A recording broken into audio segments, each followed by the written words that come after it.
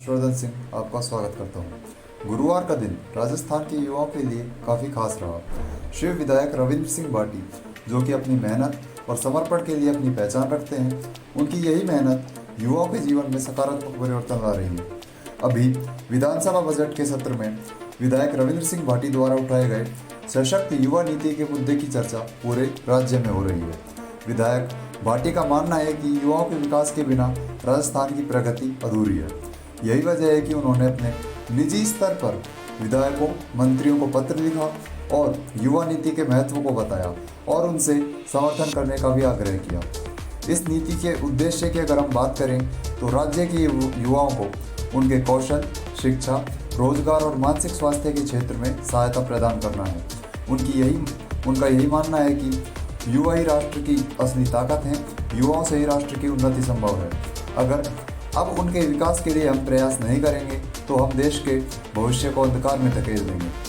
इसकी ज़रूरत इसलिए है क्योंकि राजस्थान में युवाओं की आबादी काफ़ी ज़्यादा है। 17 से 35 वर्ष के युवाओं की अधिकतम जो आबादी है वो राजस्थान में है, इसीलिए राजस्थान को युवाओं का प्रदेश भी माना जाता है।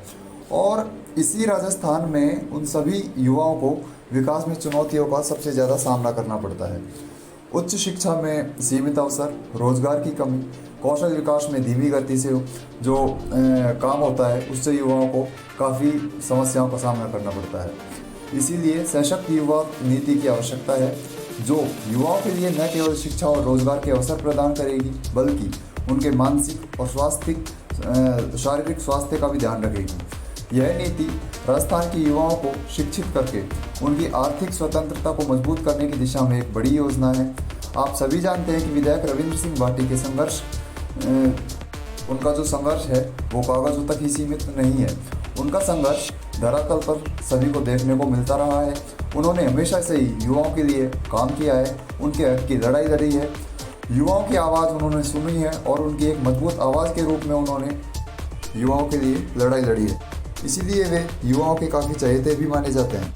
बाकी की अपडेट्स के लिए चैनल के साथ जुड़े रहें। जय हिंद।